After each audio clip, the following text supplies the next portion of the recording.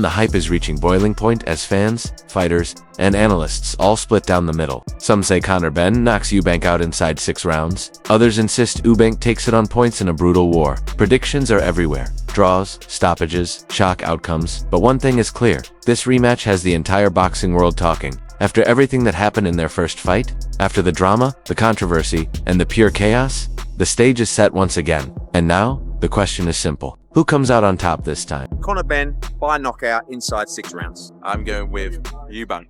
Ben, without a doubt. Ben. I go for Eubank points in a brutal fight. Eubank.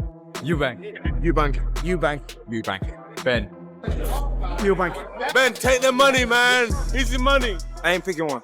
I lean towards Chris Eubank. I reckon it's going to be a draw. Draw. Ben. Eubank. Ben. Eubank. Boxing is always the winner. I'm getting splinters in my arse. I'm on the fence. Eubank. Ben. Who wins in the rematch? Eubank Jr. or Ben? Conor Benn learned from the first fight, and he wins off points on Saturday night. So you don't think Beaumont's going to benefit Chris in any way? I do think he'll benefit him, Yeah. but it doesn't mean he can still stop. You can't keep Conor Benn up. But Conor Benn this time will use the experience that he gained with the first fight, and he'll pace the fight better, so he won't die in rounds 10, 11, and 12. Me, the rematch has a drawish kind of feel. Yeah. I'm taking 15-1 odds on a draw. Wow. So you think it's going to be a fight 3? I think there'll be a third fight. Maybe not immediately, but I think eventually there will be. This has the feel to me of a trilogy. Yes, we need to see a trilogy. By the way, you know what happened in the rematch of their fathers? Draw. Draw. Yeah. Well, you thinking outside the box? I like that. Eubank's, he's a good fighter. Eubank's son, very, very good fighter. Better fighter than people give him credit for. And he's a workhorse. It seems like I think he's getting better. Eubank Jr. slightly faded from that first fight. All Conor Benn needs to do is tidy his game up a little bit and maybe just land a couple of more heavy shots like the one that hurt Eubank in the first fight. And this could be a totally different fight. It's crazy how Conor Benn's career has gone because he's a huge name, a huge draw, and a huge money fight now for anyone fighting him. Yet he hasn't won a British title. He hasn't fought or beat anyone of note. Your thoughts on this Eubank Benn story? The rematch, I think Conor Benn, I probably fancy Conor a little bit more because of what I think on Chris Eubank Jr. I think he's only 1 or 2 fights away from being done. We're going to get along the lines of the same fight as last time, whether it's as good and as competitive as last time. I think we're going to get the same type fight. Does Conor have the technical ability to be able to make the impact on Chris Eubank? I don't think Chris Eubank is as technically good and technically correct to counter Conor Benn's mistakes and exploit Conor Benn's mistakes. Carl Froch questions the value of Chris Eubank, Conor Benn too. Sometimes the value is just what these guys are going to make. And I think we're all hearing the numbers. The numbers are crazy. So that's the value in it. Look, in an ideal world, it would have been one and done. In an ideal world. But the way that fight ended and the way it delivered, you're going to run that back. Like, how can you not run that back? Would it have been nice if there was one in between? Yeah, but then it would have maybe been too late. So I understand why they've run it back. And look, ultimately, we'll see how it plays out. We'll see how it plays out November 15th, right? It might just be a fight of the year candidate again.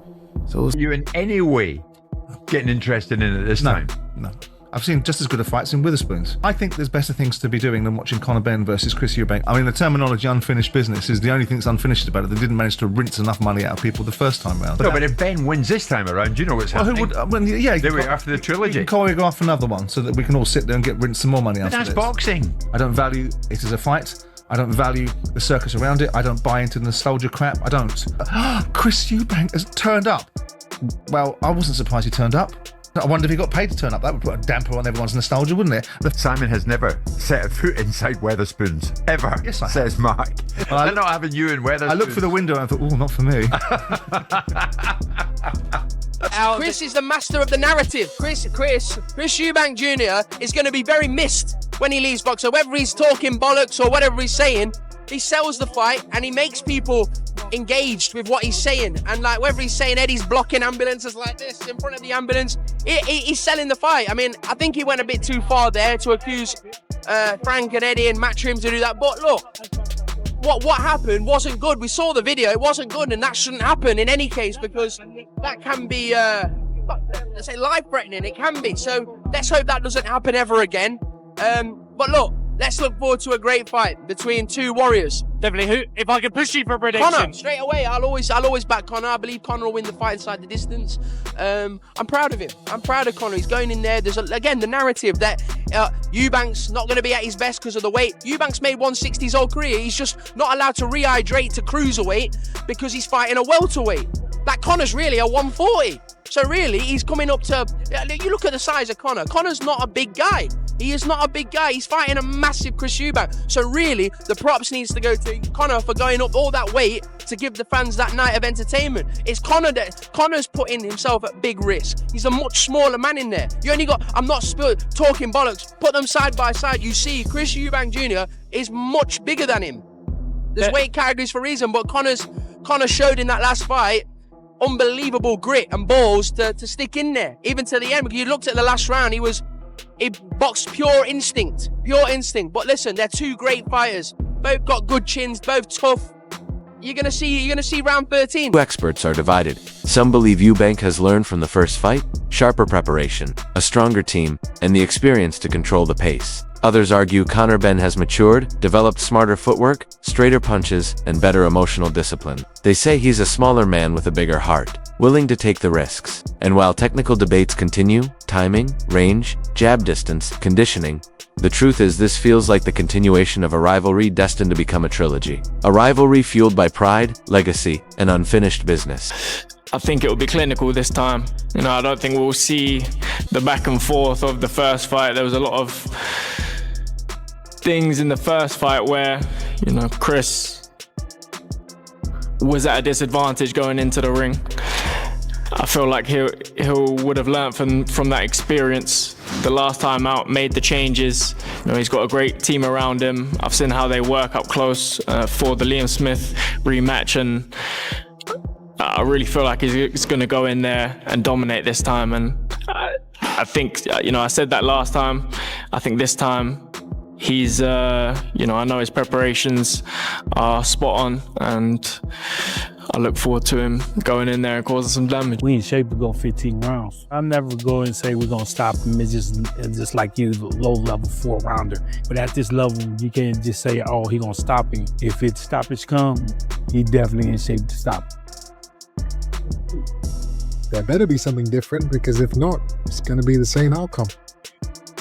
Hi! We're going to get that win. We're definitely going to get that win. We already done won. Get our hand raised and going about our business. Conor Benn can knock him out. Conor Benn can knock him out in the rematch. Oh yeah. Couple things you gotta do though. Boxing 101, man, when you're fighting a taller guy, you never want to step back in straight lines. You want to exit the sides. He stepped back in straight lines. He allowed Eubank to extend with those long arms, so he's getting caught on the end of his shots a lot of the times. Another thing, early on, got too reckless. You got to be more reserved, my man. Act like you've been there before. You got to control those emotions. All right? A lot of swinging, a lot of wild swinging, a lot of energy wasted early that you could have had on the back end, and you could have finished stronger. But you didn't. You wasted a lot of energy swinging that air. Mad, intense. Hey, controlled aggression. That's what it got to be, Conor Benn. Controlled. Another thing. Straight punches. Straighten your shots out, man. You had a lot of success when you was letting those punches just fly right from the chin, 1-2, right down the middle. Yeah, you was landing that right hand. See, there's a big mistake that a taller guy makes, like Eubank Jr. And what he does is he throws a jab from mid-range. That's a big no-no. You can't be doing that. He throws a jab from mid-range. Even when he got the range and the height and the reach, he's still stepping in, closing the gap. And that's the perfect opportunity for Conor Benn to load up with a big right hand. He did it occasionally. He caught him with it. Yes, he caught him with it. However, a lot of wide shots over the top. Like up now at 160, he just looks thicker. He's got, his waist looks bigger, his legs look bigger, his trunk looks bigger. And I was just really impressed with, I've got to say, not met many people in boxing that work as hard as Conor Benn. Phenomenal athlete, incredible work ethic, but just a smartness about his work and a maturity about his work. And I've always felt that he can beat Eubank, but I left that gym feeling really, really confident that he beats Eubank. And listen, Eubank was surprised in that first fight. There was no doubt about it. He got the shock of his life. And he will be working very hard with Bomac and the team. And I expect a better Chris Eubank. But Conor was poor last time. He knows that. Tony knows that. Like he can be so much better than that. And I really believe he's going to get this performance right. I really believe he's going to win the fight. You know, back to what I think will be round 13 of one of the best fights we've seen over many decades. And this time, I believe we're going to get the victory. One of the reasons we took the fight, Andy, was 2 bites of the cherry. We've been massively inactive, and he was moving up to fight, you know, a middleweight. And we just felt that over the 2 fights, we would get it right. And this next fight, you thought that first fight was a war. You wait till you see this one. And like that fight, I think would have taken a huge part of Eubank's soul. And he's going to be expected to go back to the same trenches that he went to last time. Maybe this time deeper.